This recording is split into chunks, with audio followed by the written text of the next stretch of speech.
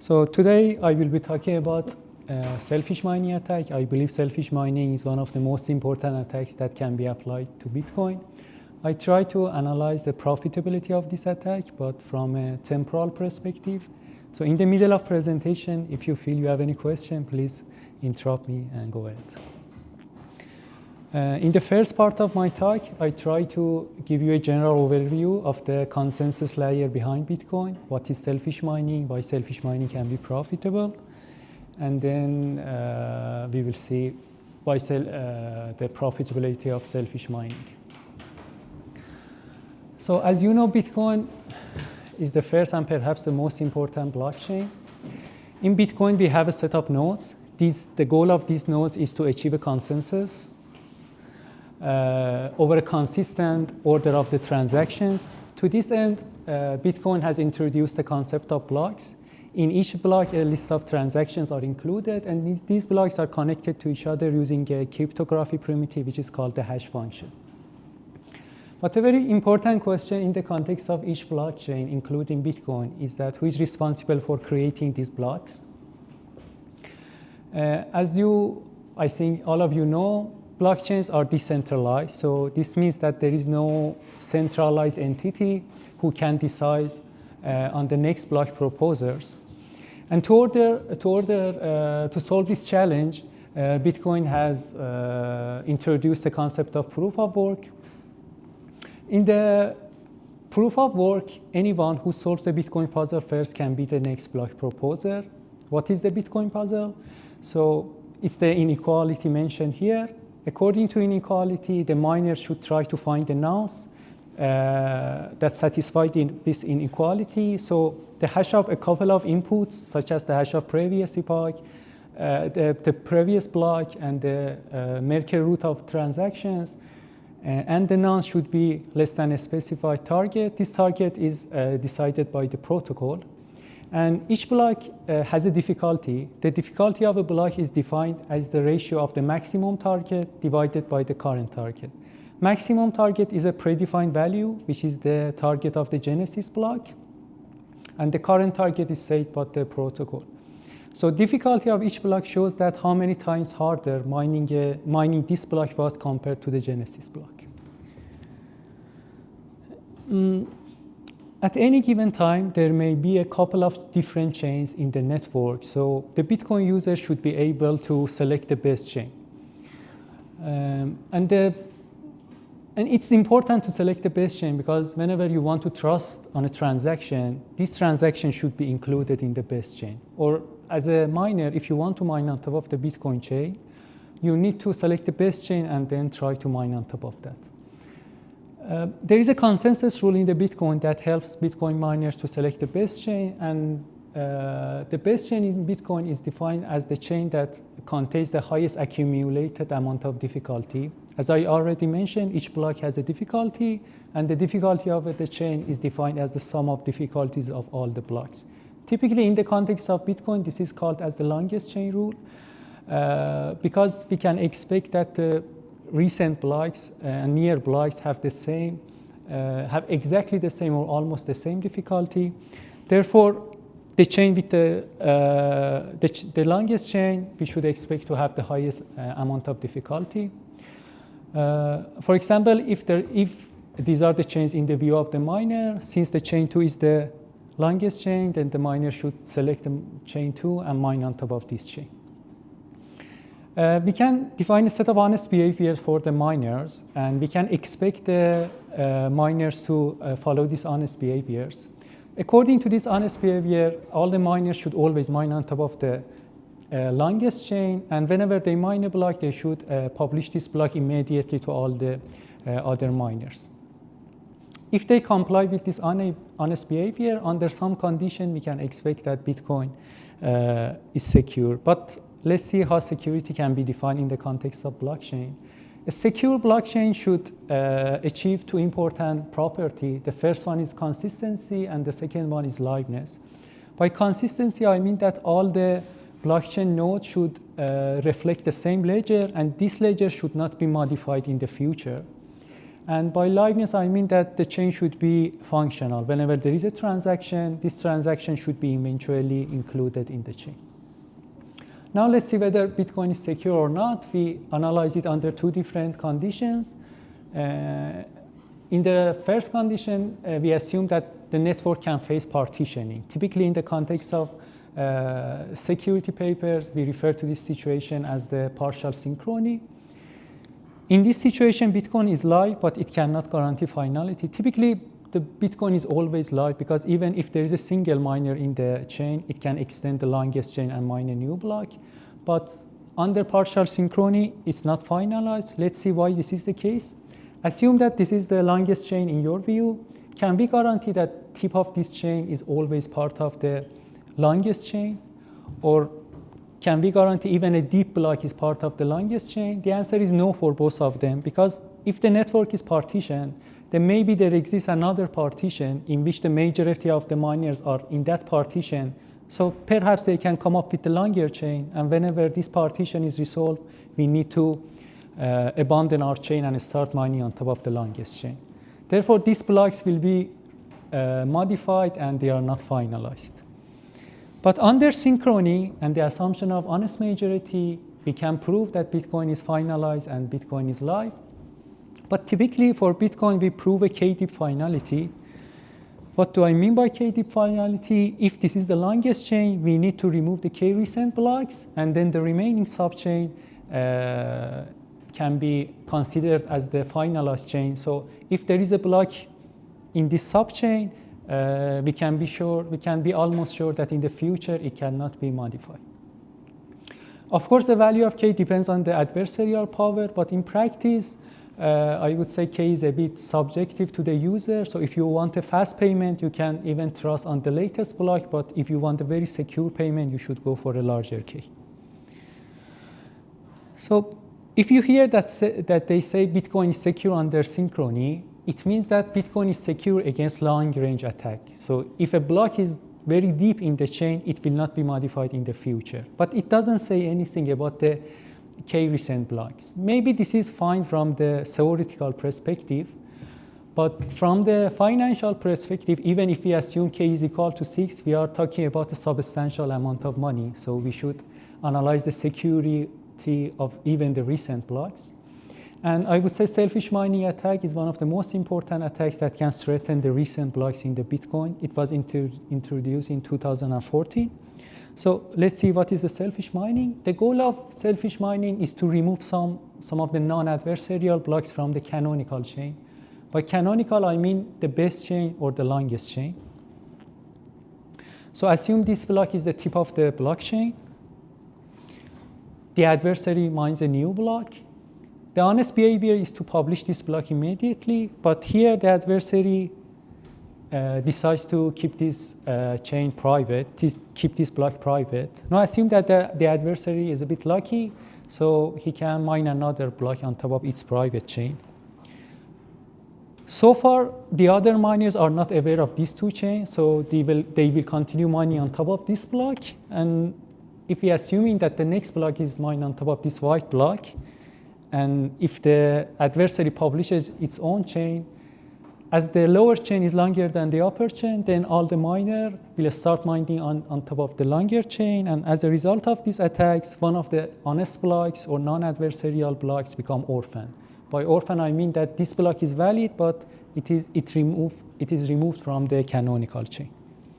A very important point is that selfish mining is a risky attack. So the adversary is not always guaranteed to win the attack. So assume that the adversary has mined a block, but now the adversary is not a bit lucky, and the next block is mined by the honest miner. So if in this scenario the adversary publishes his block, there is a fork race in the network with the same height. And here we cannot guarantee that always the lower chain will win the fork race. It depends on the communication capability of the attacker, that how fast it can propagate this block in the network. But if we assume that the next block is mined on top of the honest block, then the adversarial block becomes orphan. So this shows that the success of selfish mining depends on the mining power, the mining share of the attacker. So If we are talking about a very small mining pool, maybe the best strategy is to publish the block immediately. But if we are talking about a larger mining pool, selfish mining can result in an increase in the adversarial block ratio. Adversarial block ratio can be defined as the number of adversarial blocks in the canonical chain to the total number of blocks in the canonical chain. Most of the research papers in the field of selfish mining have analyzed the block ratio and the effect of selfish mining in the increase in the block ratio. In this picture, the block ratio of the adversaries is depicted as a function of mining share. As you can, the green line corresponds to the honest mining and the red curve corresponds to the selfish mining. As you can see, if the mining share is less than 25%, then the honest mining is the better strategy. But if the mining share is greater than 25%, then selfish mining can result in a higher block ratio.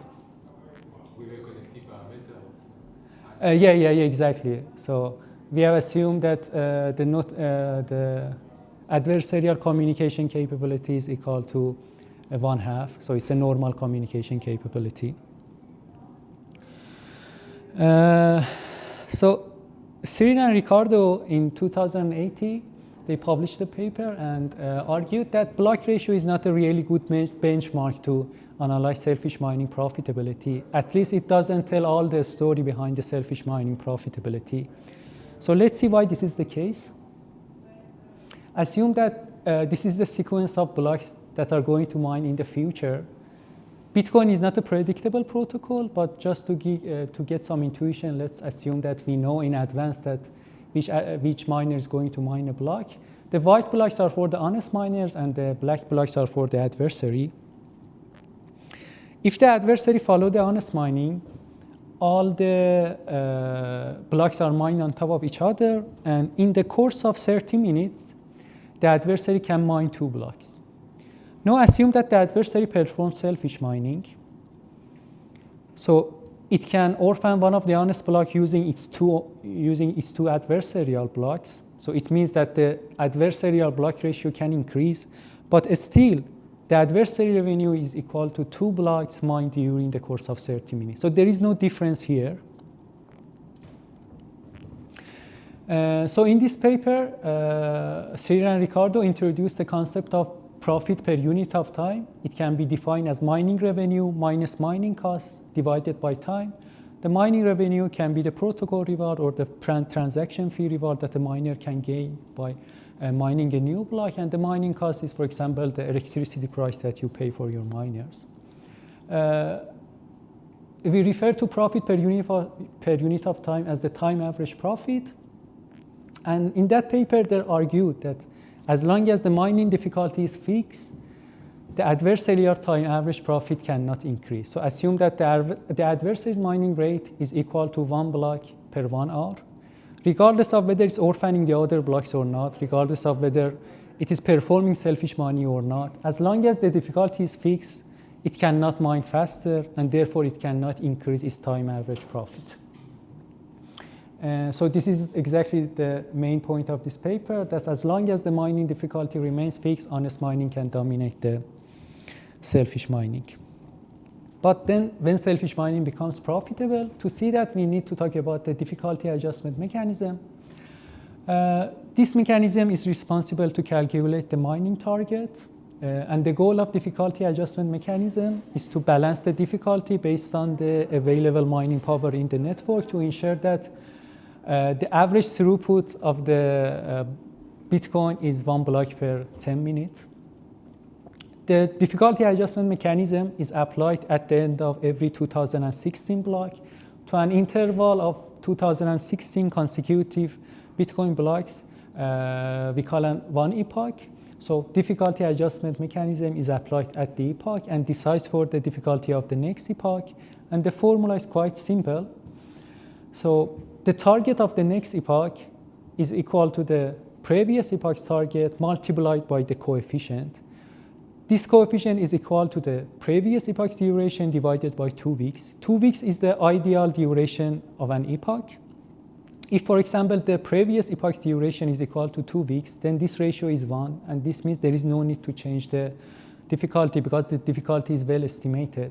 But if, for example, the duration of the previous epoch was longer than 2 weeks, then we need to increase the target for the next block to reduce the difficulty to recover the ideal time frame of an epoch. So assume that the adversary in epoch 1 starts selfish mining. During this epoch, it cannot increase its time average profit. And besides that, in practice, it will face some financial loss because selfish mining is a bit a risky attack, and during this attack, the adversary may lose some of its block. And because of that, not only it doesn't increase its profit, it will lose some of its revenue. But now, let's see the effect of difficulty adjustment mechanism at the end of the epoch 1. Because of selfish mining during the epoch 1, some of the blocks get orphaned. These blocks can be adversarial or honest, but for sure some of blocks are orphaned. Therefore, to mine 2016 canonical blocks, we need to mine a greater number of blocks, so around, for example, 3,000. And this means that the duration of first epoch exceeds the ideal 2-week time frame. As a result, the difficulty adjustment mechanism at the end of epoch 2 will decrease the difficulty for the next epoch. And this means that starting from epoch 2, the adversary can mine faster and can generate block faster. Therefore, starting from epoch 2, the adversary's time average profit can increase.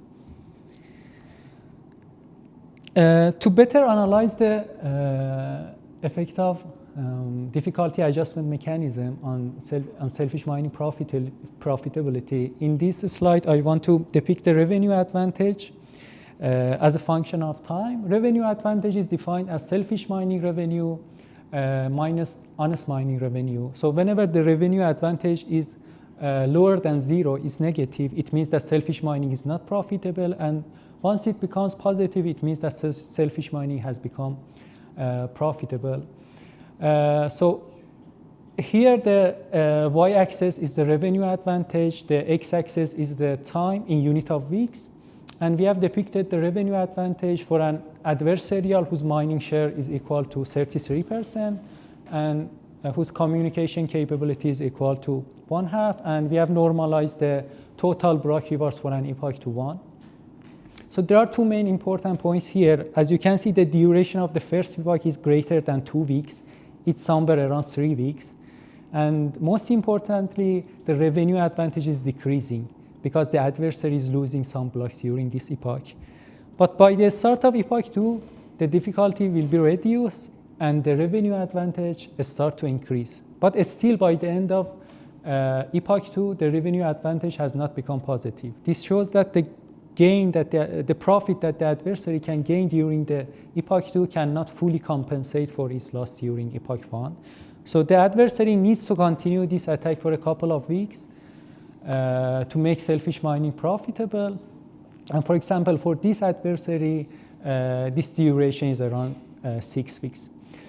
To this duration, that revenue advantage is negative. We refer to this duration as the initial loss period. So far, we have not observed a long-term selfish mining attack on the Bitcoin. I would say one of the most important reasons is that selfish mining takes a relatively long time to become profitable and has a relatively high period of initial loss. To reduce the period of initial loss, there have been some research in this field. One of these research has introduced the concept of intermittent selfish mining.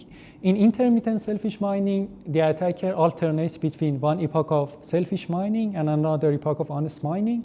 So in the odd epochs, it performs selfish mining, and in the even epochs, it returns to the honest mining. So the authors of this paper claim that the intermittent selfish mining can reduce the initial period of loss. Let's see why they have made this claim. So on this slide, you can see the revenue advantage as the function of time again.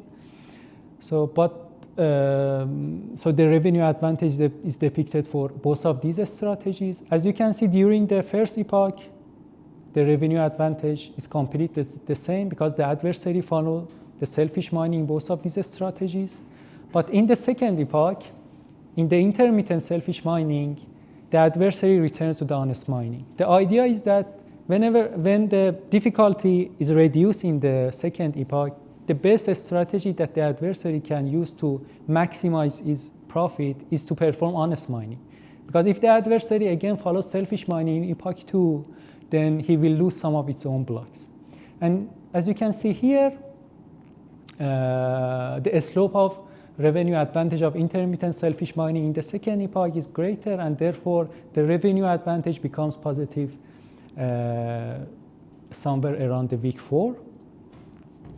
And because of that, they claim that this attack can reduce the initial period of loss.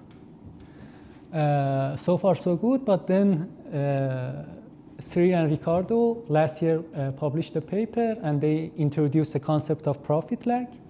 The profit lag is defined as the first time after which the revenue advantage is always positive, after which a mining strategy becomes always more profitable than the honest strategy. And they said that the revenue advantage of a mining strategy can fluctuate several times. For example, it can be the case that by the end of the epoch 2, it's positive, but then by the start of epoch 3, it can again become negative. And this is exactly the case that is happening in the intermittent selfish mining. So as you can see here, by the end of epoch 2, the revenue advantage of the intermittent selfish mining has become positive, but by the start of epoch 3, it has again become negative. And as you can see, there is a huge, the profit lag of the intermittent selfish mining is considerably long, and actually they argue that rather than decreasing the initial period of loss, it is actually prolonging this period. So now I want to talk about one of our papers. This is a joint work with Ren, Svetla, and Bart. I don't know if you have any questions, or I can continue. I think for the reason why we don't have in practice such selfish mining, maybe also because currently difficulty tends to always rise, actually, because like the mining equipment gets better. So I guess it makes the selfish mining strategy even longer to be like advantageous in terms of revenue. So I guess that's why in practice we didn't observe it for now. And yeah, you obviously only have one or two pools, mining pools that could actually pull off this kind of strategy, like Forge and maybe. Yeah, exactly. The difficulty is increasing, and this means that the total available mining power is increasing. So in order to perform selfish mining, you need to control a greater amount of. Yeah, so the attacker would need to still buy new machine, so the cost is always there. And if you need 4 weeks to just be in the positive, then I guess it's quite long enough to lose the advantage because of the. Because I believe that, for example, if the adversary continues selfish mining for 4 weeks, then the price of Bitcoin will fall. Yeah, you have also this kind of. And because of that, they will not do that, because they think that it's not really profitable to attack their own chain. Yeah. Because of the reputation of the chain, maybe.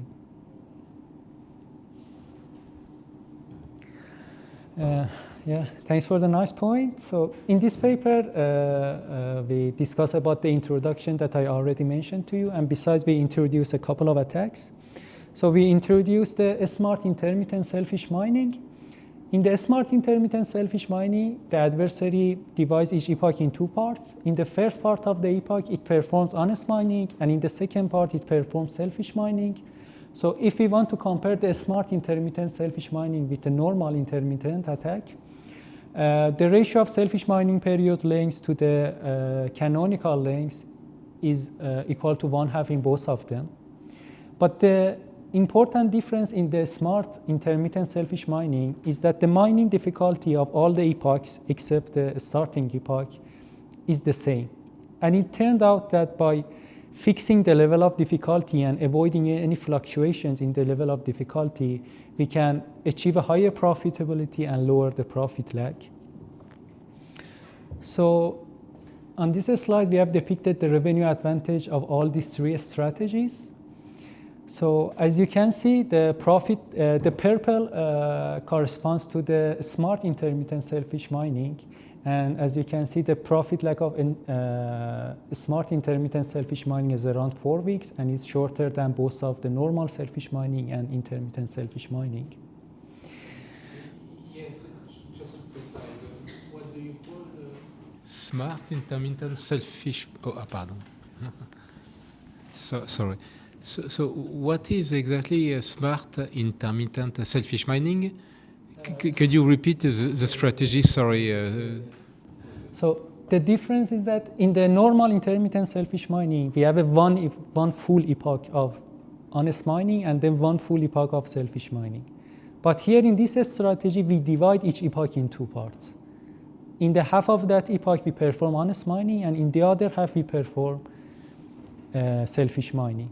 The good thing here is that because the strategy is fixed during both of them, the difficulty would be fixed. During the first epoch of SISM, you have both honest and selfish mining. So it means that you start selfish mining in the second part of the epoch. So you try to put the difficulty adjustment mechanism in the middle of the attack rather than, because if you start from the beginning and then change to honest mining, then there is a fluctuation. But you should avoid this kind of fluctuation, and this can help. Because the main reason, maybe I can explain here. So in the normal intermittent selfish mining, there is a long period of loss, and then there is a short period of profit. And because of that, it's not really profitable. But in the smart intermittent selfish mining, the duration of all the epochs are the same because the difficulty is the same.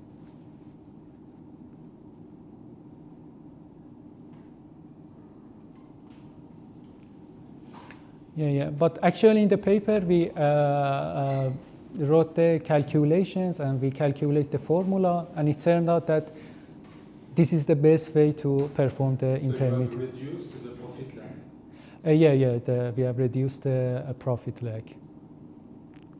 And also, it can achieve a higher profitability. So here we have depicted the normalized time average profit. So if you perform these attacks for a long time, then this is the average profit per unit of time. The green one is for honest mining, so this is the least profitable one. And then we have the intermittent selfish mining, then we have a smart intermittent selfish mining, and of course the most profitable strategy is the selfish mining for the whole attack. Besides this attack, we try to analyze selfish mining attack under the modified version of the dam. The main reason of profitability of selfish mining under the current Bitcoin dam is that it cannot distinguish between that some part of mining power is offline or the network is under attack. And because of that, whenever there is a selfish mining attack, it thinks that maybe some part of the network is offline, and therefore we should reduce the mining difficulty.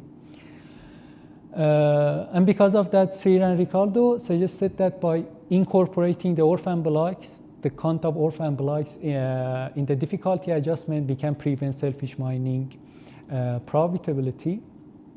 To this end, we need to report the orphan blocks in the canonical chain. In order to incorporate them in the dam, we need to report them. So how we can report them? Just by referring to the header of these blocks. The header size of a Bitcoin block is around 80 bytes. It's even less than a single transaction. So this shows that with a very tiny overhead, we can implement this nice idea. So we try to formally analyze this idea. So we first formally introduced the concept of orphan block. more specifically, we said that a canonical block BC can report an orphan block BO if the following conditions are satisfied. The first and most important one is that both of them should be from the same epoch and share the same difficulty. Because if this was not the case, and the adversary, the network could report very old orphan blocks, then it would lead to an overestimation of the difficulty. And it opens some adversarial behavior. For example, the adversary can mine lots of orphan blocks, then suddenly release all of them. And by doing so, it can impact the throughput of the chain. For the second condition, we need that the height of the canonical block should be longer than the height of the orphan block. This is to comply with the longest chain rule. The third one is that they should, the chains including this block should share the same subchain. This is because to avoid the adversary from, for example, using a Bitcoin cash block and report that as an orphan block in the Bitcoin blockchain. So they should be from the same chain. And the last one is just to avoid repetition. So BC should be the first block to report the orphan block. We introduced two different modified dams, but here I just mentioned one of them. The main difference that this version of modified dam has with the current version of the Bitcoin dam is in the definition of epoch. So here epoch is defined as a period in which the number of both canonical and orphan blocks is equal to 2016. So here we are counting the number of orphan blocks. In the current version of Bitcoin, we only count the canonical blocks. And the formula is exactly the same as the previous one, and the only difference is in the definition of the epoch. I think the interesting result is that this modified dam cannot completely make selfish mining unprofitable. In fact, we introduced an attack which is called the orphan exclusion attack, and we showed that if this attack is accompanied by the selfish mining attack, then selfish mining attack can still be profitable. The goal of the attacker in this attack is to prevent honest miners from reporting the orphan blocks. So if the orphan blocks remain unreported, then they cannot be incorporated in the difficulty adjustment mechanism.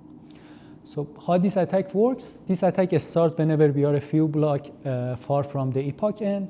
The adversary tries to mine a private chain. And this attack succeeds if these two conditions are satisfied. The adversary chain can orphan the honest chain. And the most importantly, the epoch end should be included in the adversarial, in somewhere in the middle of this fork race. Let's see why this is the case. So assume that we have this block sequence. We are 5 blocks far from the epoch end. In this scenario, there is no attack. The white blocks are for the honest miners, and the black blocks are for the adversary. Now assume that the adversary performed the orphan exclusion attack, and assume that the adversary has managed to orphan the upper chain. So all the honest blocks in the upper chain are orphaned. But since there is no block before the epoch, there is no honest block before the epoch, and to report these blocks remain unreported. So we use some theoretical approaches and implementation-based approaches to analyze the length of orphan exclusion attack. By the length, I mean how many blocks can remain unreported. And as you can see, by the increase in the adversarial ratio, the length of orphan exclusion attack will increase also. So we analyze the profitability of. What is the L? This is the length of orphan exclusion attack. So these are from the theoretical approaches. So we find a minimum bound and upper bound. So if you are, for example, if you own 40% of the mining power, on average you can remove 18 blocks from the blockchain, and those 18 blocks will remain unreported. Yes. Why not just modifying the premise of this, who says it needs to be in the same epoch? Why not just say it can be in the current or previous epoch, and then? So the first thing is that. So here you say that in the next epoch we can report these 4 blocks. Yeah, not orphan blocks from forever ago, but like from the previous epoch seems reasonable. So it depends because maybe then these blocks will, some of the miners will go offline. So maybe, I think it's not a really nice idea to include these in the, for example, the later epochs, because maybe they go offline and we are then overestimating this kind of information.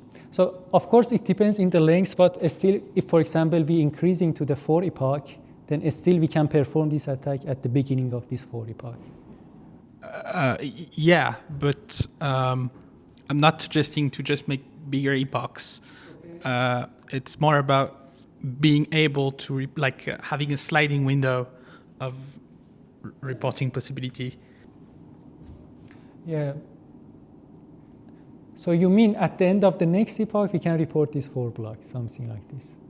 Yeah, because right now you have a hard limit at the end of the epoch.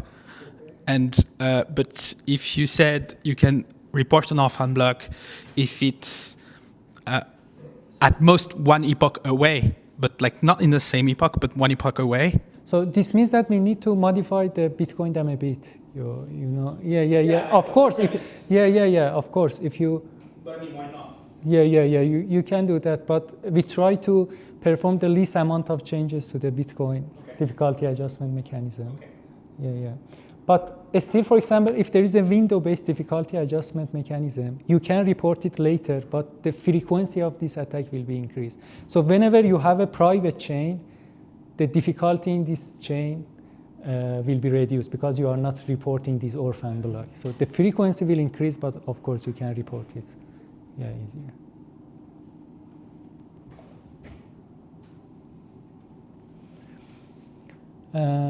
And then we analyze the profitability of selfish mining accompanied with this attack. So on this picture, we have depicted the profitability advantage based on as a function of epoch length. Whenever the profitability advantage is greater than 0, it means selfish mining is profitable. As you can see, the selfish mining is always profitable because the profitability advantage is greater than 0.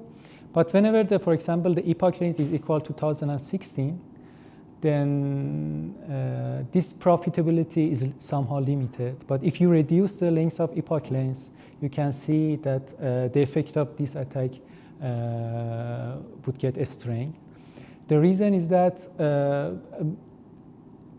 here I see a trade-off, because if you can reduce the epoch length, your difficulty adjustment can be sensitive to fluctuations. But if then you reduce, then these attacks can be more threatening. And as the conclusion of this paper, I want to mention some of the points. So we showed that the modified dam cannot completely prevent selfish mining profitability, but it can limit it up to a very good level. So it can be considered as a really good countermeasure to implement this approach in the Bitcoin, especially because of its low overhead. But we should be careful about a couple of points. The first point is that this difficulty adjustment mechanism is only effective against the payoff maximizing selfish mining. So a selfish miner who performs selfish mining in order to gain profit. But there may exist some Byzantine adversary who wants to perform selfish mining in order to hurt the other miners in the network. So this method is not really effective against those kind of adversaries. And besides that, there are some mining strategies or adversarial strategies in Bitcoin that doesn't generate any orphan block, and because of that, again, this countermeasure cannot mitigate those adversarial strategies. For example, one of them is smart mining. In a smart mining, the adversary alternates between being idle in one epoch and then honest mining in the next epoch. By being idle, it wants to reduce the difficulty of the next epoch and then start mining. This is typically profitable for the mining pools whose mining cost is really close to the mining profit, and because of that, if it turns off its mining power during the first epoch, it will not lose too much. Then we have alternate mining. In alternate mining, the adversary switches between two different blockchains with the same mining puzzle, for example, between Bitcoin and Bitcoin Cash, to play with the difficulty adjustment mechanism. So it's a bit, of course, it is much profitable than a smart mining, but I would say comparing it with the selfish mining is a bit debating. It can be more profitable than selfish mining if the competing blockchain platform is really as good as Bitcoin. But I think currently Bitcoin Cash is not really as good as Bitcoin. And because of that, I think alternate mining is not really profitable. Yeah, so this was our first paper. I don't know if I have time to go for the second one or we can quit it here. So I have a couple of slides for the second one. Yeah, I have, in fact, two questions. The first one is, do you have a way to figure out how many or the percentage of orphans block generated for selfish mining and those who are not generating because of selfish mining? So I think it's not really possible to distinguish between them, but I would say if they are from the because of the network conditions, then the number of these orphan blocks are really limited. But if they are from the selfish mining attack, then you should see frequent orphan blocks. And we have not seen this behavior in the Bitcoin, and because of that, we say that we have not observed selfish mining. But there have been some orphan blocks, but with a high probability, we can say those blocks are because of the network conditioning and delay in propagation of the block, because they were not very frequent. Okay. And the second question is, if I understand correctly, that means that with your modified difficulty advancement mechanism, does not always 2016 blocks at each epochs? Yeah, exactly. And so isn't it there a risk of scripts who are based on the fact that one epoch is 2016 blocks? So, I mean, there's a risk there. Yeah. And I think this is one of the reasons that the Bitcoin miners doesn't really want to update the difficulty adjustment mechanism. I believe that the current difficulty adjustment mechanism of Bitcoin is not pretty good, but because it is working, then the miners don't want to change it. But there are some other solutions to change this difficulty adjustment mechanism. Because the same difficulty adjustment mechanism didn't work very well for Bitcoin Cash, because the active mining power there were not as big as the active mining power in Bitcoin. So the Bitcoin Cash needs a difficulty adjustment mechanism that is highly sensitive to the fluctuations. And because of that, they changed this difficulty adjustment mechanism there. In order to mitigate the problem we have when we have like two chains competing, why not just choosing to, when you have equal length of chains, why not just choosing the one that has the lowest hash in order to have a bit more, like, in order to have a chain that is not determined by your capability of communicating your block faster, and just, if you have two competing blocks, just select the one that is lower. It will worsen the problem, because then if a block is mined, then later you can mine on top of the parent of this block. I know. I mean, because if you have a longer chain, you still win, obviously. But if you have just two competing blocks, because that happens. So you just, to add randomness here, that just go for the lowest hash, something like this. Yeah, I mean, that would kill the whole who speaks faster problem. But I mean, so assume that the adversary is not really fast. Yeah. In your approach, the adversary can gain profit, because whenever there is the longest chain, rather than mining on top of that chain, it can mine on top of the previous chain. And if its randomness is lower than the upper chain, it will win, even it is published later. Well, he needs to catch up, because he still needs, I mean... because for sure he would catch up. He's one block behind. So if mine's a block, then there are two chains with the same height. Yeah, okay. Yeah, so it's even easier. Okay, all right, never mind. They have analyzed that method, and it turned out that here in the normal communication capability, the bond is 25%, but by doing that approach, it will reduce to 23%. Yeah, but it was a really nice point. Yeah. So I understand that you want to present another paper. Yeah, I have a couple of slides. Yeah, maybe for the next time we can present it. Yeah. I don't know, maybe. Yeah, I can. Okay. Yeah, okay. So it's another paper. So far, to analyze selfish mining, we have assumed that all the blocks have the same reward. But now in this new paper, we analyze the selfish mining profitability in the setting that different blocks can have different rewards. So this is a joint vote with Ali Reza, Svetla, and Bart. There are two major sources of reward for Bitcoin miners. The first one is the protocol reward. When you mine a new block, the protocol gives you some Bitcoin, and then there are some transaction fee reward. You can include transaction in your Bitcoin, your block, and then receive the transaction fees. There is a Bitcoin halving mechanism. So every 4 years, the protocol reward will be halved. Currently, this is equal to 3.125 BTC. But for example, 1 year ago, it was double this value. Most of the selfish mining analyses have assumed the fixed block reward. The main reason is that, for example, a few years ago, the protocol reward was much higher than the transaction fee reward. And therefore, we could easily ignore the transaction fee reward and say that all of them have the same amount of the protocol reward.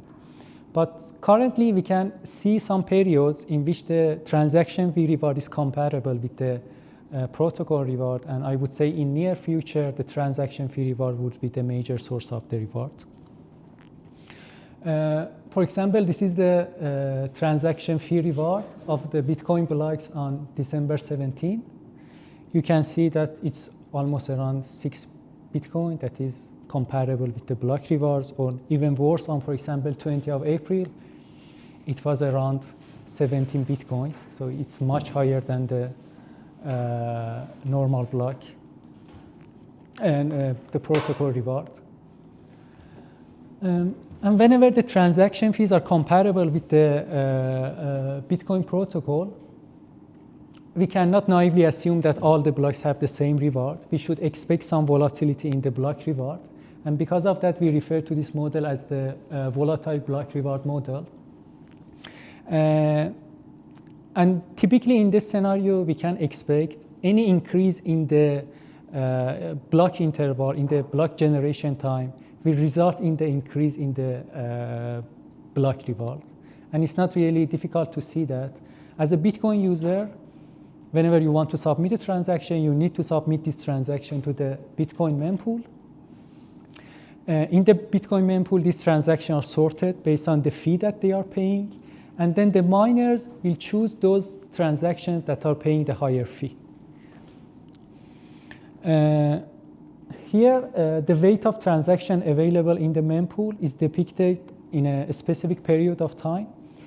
As you can see, there is an increasing pattern in the weight of transactions. So if you wait more, more valuable transactions will arrive in the mempool, and therefore the Bitcoin miner can mine a more valuable block.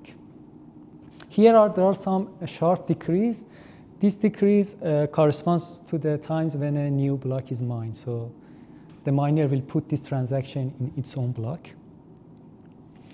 So we have depicted the transaction fee rewards of real-world Bitcoin blocks as their block generation time, and you can easily see this pattern of increase. So if the block generation time increases, then the transaction fee reward will increase too. And very important consequence of this model is that selfish mining can become instantly profitable even without waiting for the difficulty adjustment mechanism. And this means that in the near future, selfish mining can become more threatening. Assume that, let's see why this is the case. Assume that RT denotes the block reward of a block whose block interval is equal to t second. Assume that this is the sequence of blocks. Again, recall the first example. If the adversary performs honest mining, he will own 2 blocks, and the interval of both of these blocks are equal to 10 minutes. So the reward in the course of 30 minutes is equal to 2 times R10. But if it performs selfish mining, it has 2 blocks, but the interval time of the first one is 10 minutes and the other one is 20 minutes. Therefore, since we have that typically the reward of a 20-minute block is greater than the reward of a 10-minute block, then we can expect selfish mining to become profitable immediately.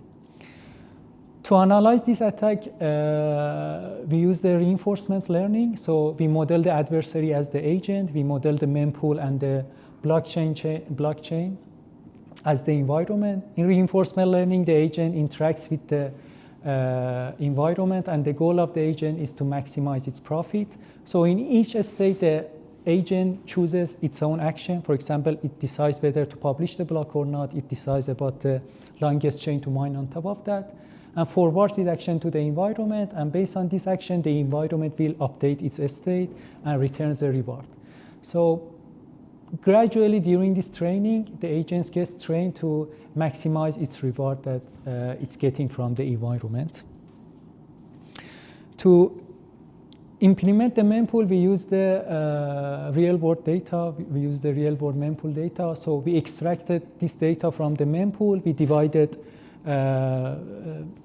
transactions into different ranges based on the fee that they are paying. And then we estimated a wait time equation for each of these ranges. So how the weight of transactions available in each of these ranges will grow over time. And each stage in our implementation contains necessary information to represent the blockchain and the mempool conditions. For example, in the state, the lengths of the adversarial fork, the lengths of the honest forks are included, and the necessary information for having the mempool and applying the mempool changes are stored in each state.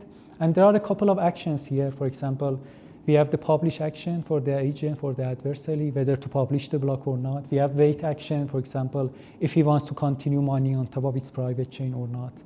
We have adopt, which means to adopt on the private chain and continue mining on top of the public chain. And I would say a very promising action that we should expect this action to happen in the era when the protocol reward has converged to 0 is the undercutting action. Let's see what is the undercutting action. So assume that the block 1 is the head of the Bitcoin block, head of the Bitcoin chain. But there are a few transactions left in the mempool. So the adversary, the miner, has this option to mine a block on top of block 1, but with a low transaction reward. But it has another option that he can mine another block on top of the parent of block 1, block 2, but it can include a higher amount of transaction fees in each block, because lots of those transactions are included already in block 1. And if the adversary of the miner wants to continue mining on top of block 1, it cannot include those transactions in its own block. But by undercutting block 1, he can put this transaction in its own block. But of course, it has some disadvantages because it will enter a fork race, and there is no guarantee to win this fork race. Wait, just a minute. So block one is a block mined by, let's say, honest mine. Oh, pardon. Sorry, Roozbeh, yeah. So block 1 in your picture is a block mined by honest miners? Yeah, it's the tip of the canonical chain, by the honest miners. And block 2 also? Is also by the honest miners, but It's the parent of. And then the attacker is mining a block on top of block 2. Yeah, exactly. That's the idea. Yeah, because in this case, it can include a higher transaction fee. Because lots of these transactions are included in block 1, and because of that, the mempool with respect to block 1 has a really low amount of value. And therefore, if the block is mined on top of block 1, it can include only a couple of non-really valuable transactions in its own block. Therefore, rather than doing so, it can mine another block on top of block 2, but a more valuable block. So, yeah, that's the trade-off here. Because the trade-off here is that it will enter a fork race, and he cannot guarantee that always he's going to win this fork race. But there are some tricks that he can do. For example, by putting less transaction in its own block compared to block 1, he can incentivize the remaining miners to mine on top of block 1, on top of its block. Because if the miner is rational, he doesn't care about whether he has received the block earlier or not. He cares about its money and he cares about its revenue. So he prefers to mine on top of the block that has left most of transactions in the mempool. Yeah, and as the last slide, I want to share some results with you. So on this figure, the percentage increase of the adversary is depicted as a function of its mining share. And note that this is before a difficulty adjustment mechanism. In the fixed block reward model, this percentage increase is equal to 0. But here you can see this percentage increase is greater than 0, which means that Bitcoin can be selfish mining can be immediately profitable in the context of Bitcoin. These figures are depicted based on this assumption. The protocol reward is equal to 3.125. The adversary has the highest communication capability, so it will win always the same height fork races. And the mempool behavior is the same as the mempool behavior that has happened on the 18th of December. So for example, so you assume also that the connectivity parameter is 1/2. Yeah, 1/2. But even in the fixed reward model, no, here is 1. Here it's 1. Yeah, it's 1. So he has the maximum amount of profitability. Yeah, but in the fixed reward model, if this is 1, still this time average profit is 0, because before the difficulty adjustment mechanism, it cannot increase. It cannot increase its time average profit. But here in the volatile setting, it can improve. In the later slide, I will show that even when this is equal to 1/2, on some days this can be profitable. In another implementation, we have reduced this to the protocol reward to the 0 Bitcoin. Eventually, the protocol reward will converge to 0. And in this setting, even the selfish mining can be more profitable because the fixed reward has completely reduced. For example, in the previous example, a 40% adversary can have a percentage increase of around 10%, but here it's around 30%. And on the last slide, I have compared the selfish mining profitability for 2 different periods, December 18 and October 15. So the red bar corresponds to the October 15. And as you can see, selfish mining is profitable on those days.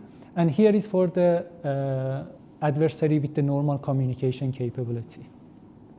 Here, for example, you can see that even with the normal communication capability, the selfish mining can be profitable on the day of 15th of October. The main reason that selfish mining is more profitable on that day compared to the December 18 is that on that day, the ratio of a 20-minute block to a 10-minute block is higher. And typically this happens when the mempool is very empty, and any increase in the block interval time has a meaningful impact on the block reward. Yeah, this was my last slide, and here are the references that I've used.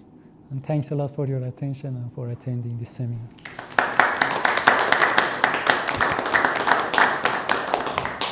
Thank you.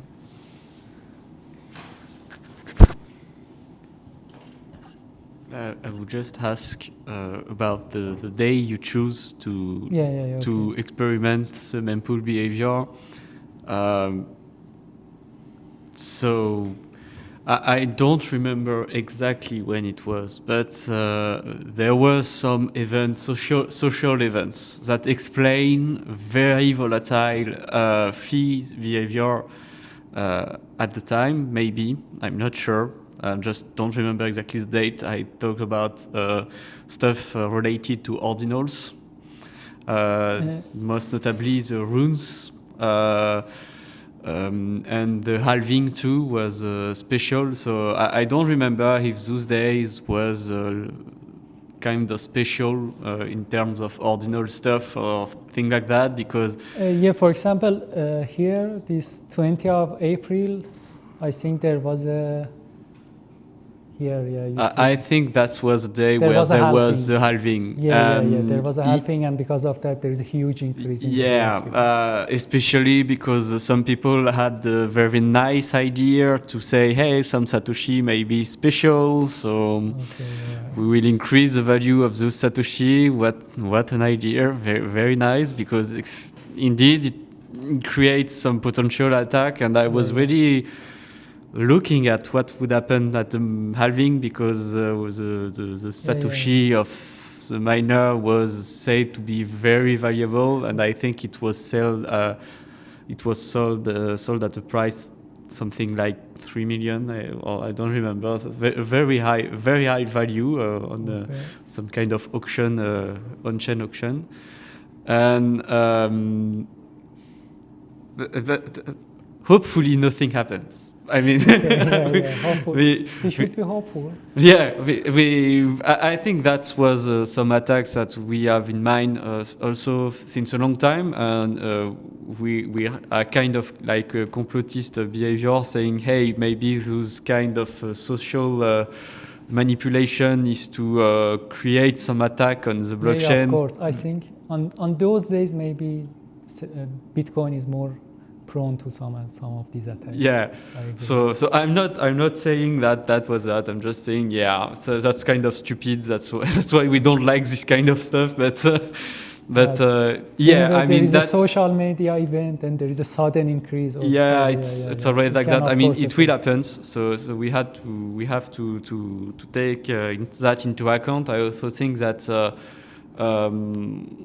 this also comes from the fact that we lack of use case on-chain, because with the Lightning Network, the influx of high fee transaction reduced by a lot, because we now don't have any worries about time to confirm when we pay a coffee with our Bitcoin. So that's fine for us, you know. So we don't put a big fee transaction just to pay a coffee, because we have no incentive to have high fees to open the Lightning channel. So I guess that explains also why the volatility of the market increased, but for the goods, because the price, the fees are lower, because we find ways to put everything off-chain. And now, like, I remember the Lightning Network creator, Tadeusz Drija, saying, yeah, I created the Lightning Network to remove a lot of on-chain transaction, and now we have monkeys on-chain, great, like monkeys image, JPEG, and so on. So, and this kind of applications are very hurtful. They hurt the chain for the reason you actually present somewhat, because they create some special opportunity for the miners, so they may compete to mine this block and this one exactly, so they may fork the network several times just to try, because I think at the time the Satoshi was estimated something like 30 BTC, and you're like, yeah, that's a lot when the reward is only 3, so you can almost fork 10 times if you want, just to be sure to get the reward. I get why it's profitable very quickly. I just hope that those days will not be so frequent in the future, because we have more use case on chain, and this use case will increase the fees on the markets, but this will also add some elasticity to the fee market of Bitcoin, and thanks to elasticity, to have a good elasticities, and the volatility of fee of the fee price, the block space price will decrease because it will kind of mature, because the use case are valuable, and they are not just stupid speculation on some kind of social stuff that are just crazy social behavior. I agree that for the security of Bitcoin, we need to have lots of transactions in the future. Yeah, and then, especially when the reward will go lower. Yeah, So exactly. obviously, no one can tell. So let's see what will happen. I know about some application on chain. I work on kind of applications which are exclusively on chain too, that will be profitable as well. But I just hope there will be more, and not just for people with a lot of money, so that it's still free for freedom for everyone, I hope. But yeah, we can't tell, but I just hope it would be the case. I'm not desperate. That's all I will say. Because otherwise, obviously, the difficulty adjustment algorithm is very hard to change. So I saw with your proposition that you try to make it some kind of backward compatible by enforcing the difficulty to be kind of always higher because of the orphan blocks that we include. So that it's kind of because if you can ensure that difficulty is always higher than what the current rules are, then you can do it with a soft fork. Otherwise, it's very hard to pull off. And yeah, otherwise we just can't change it anymore. And you didn't talk about all the small defects there are in the formula. But yeah, I mean that was not relevant to the discussion. But I guess it adds even more volatility and opportunity to do some selfish mining and so on. But yes, this we really cannot change it like that. Of course, any minor changes can result in very major. And also something that was interesting was when you talked about the alternate mining with Bitcoin Cash, because in 2020 it was really interesting to look at it, because Bitcoin Cash mining difficulty adjustment algorithm was changed a lot at those time. And it was an algorithm which used 1 day window, sliding window estimation.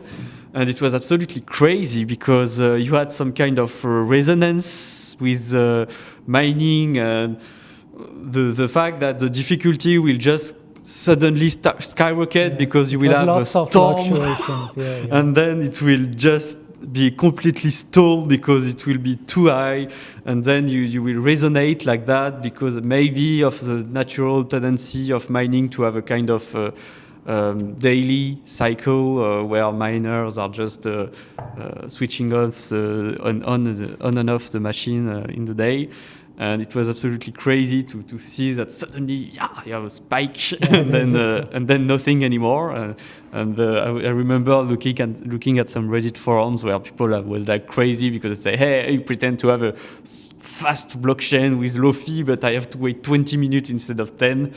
It was quite funny, and they changed it for something that is much more constrained on the date. If I remember well, it's kind of based on the you predict when should be the next block, and if it's in absolute time, if there is a spread duration difference, and you will adjust it immediately, but you don't look at how many blocks there were before. You look at the absolute date of it, and I think they solved their issue like that.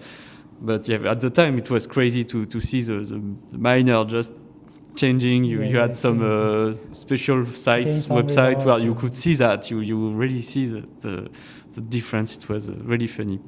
So yeah, that's also why I think the proposition of looking at orphan block of different epochs is actually hard to also include without thinking about the fact that maybe you can create some kind of resonance because you're actually looking at blocks several times sometime, and that's weird. I mean, it was really complicated to I explain, agree. but it's really interesting to see how the social behavior can create weird stuff and interact with a kind of mathematical algorithm like that. And yeah, I guess that's really the subject, because this kind of strategy are really fine-tuned with depending of the difficulty adjustment algorithm of course, used. you cannot consider all the different social behavior you will observe on the network. But yeah, so I just hope that this kind of behavior on the fees will be not so frequent in the future. Often people lose money when they do that. So I think many people lose a lot of money when they try to play this game of runes and ordinal stuff. Maybe it was fun for them, but I think with the time people learn, and the ones who have money don't try to do some mistake like that anymore, and so you have a lower frequency of such a kind of monkey attack, I would say.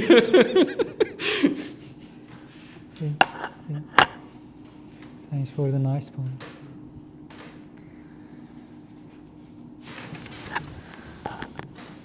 Yes, Roozbeh.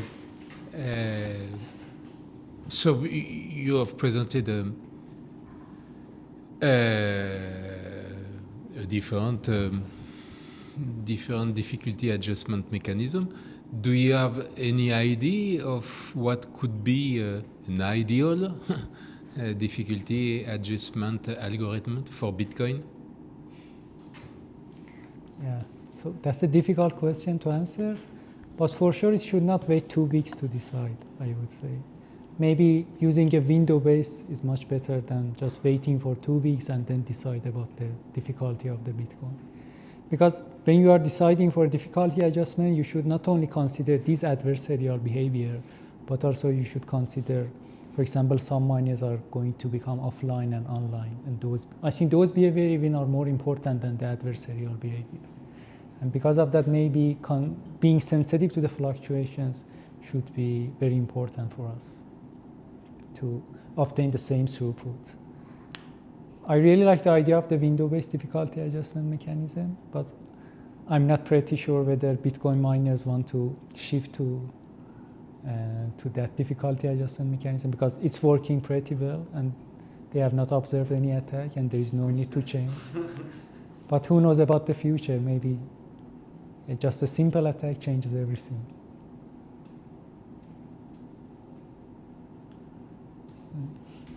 Yeah, given the difficulty we will have to change this kind of parameters in the protocol, obviously I can just say that for now it's good enough, clearly. Yeah, exactly. And so, as you said, if you want to change the difficulty adjustment algorithm, I think the best way to do it is to attack the protocol the hardest way possible, succeed, and then yes, we will change it. No worries. Exactly. Then we can do the perfect one. But for technical reasons, it's very, very hard to even think about how we can change this now in terms of consensus. It's just. I agree that it's even harder than hard fork, because hard fork are when you allow more stuff to be on chain, and the soft fork is when you allow less stuff to be on chain. And here it's not even one or another, it's like both at the same time. It's just crazy coordination to pull off. And for now, clearly the community is not even thinking about that. I mean, we have other worries where even some proposition where we are like, yeah, we could agree on one, but as there are several propositions which are exactly the same features, but just implemented differently, we are still not agreeing for years now on covenant and stuff like that. So for this kind of thing, I mean, just wow. Yeah, I agree with that. I just can't vision that for 10 years. Minimum. But we should be ready for anything that can happen in the future. Yeah, but if there is an attack, then the discussion is totally different. And if we want to change the difficulty adjustment algorithm, we need to attack it. We need to attack it very hard and succeed. Quick question, if you don't mind getting a few slides back. back? Again, it was, I don't know where it was. Maybe it was after, sorry. Okay. But whatever. You spoke at some time about, trying to cut off a block, to come before another one. Yeah. Yeah, exactly. So you were saying in the second scenario, the attacker could incentivize other miners to pursue his fork by leaving transactions, around for them to include. Like, how does that not make him back to square one? Because if he needs to leave transactions in the open, he does not take it. It should be somewhere between these two scenarios. Sorry? It should be somewhere between these two scenarios. Okay. So, but like at most he can steal the block one transactions, but really not much more. This is for the case when the mempool is completely empty. Then literally there is no profit for mining a new block. Assuming that, for example, protocol reward is 0. Yeah. Then you need to either turn off your mining, or if you want to mine, you should do this kind of risks. Okay. Yeah. But I agree that if you want to incentivize the others, you cannot collect all the mempool transactions. It should be lower than 1, but assume if, for example, this has 1 Bitcoin transaction and the remaining transaction is almost 0, then you can go, for example, for a half a Bitcoin transaction reward and still incentivize the others.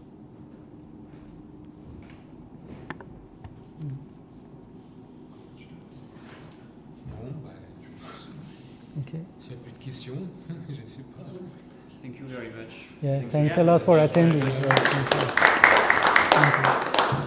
you.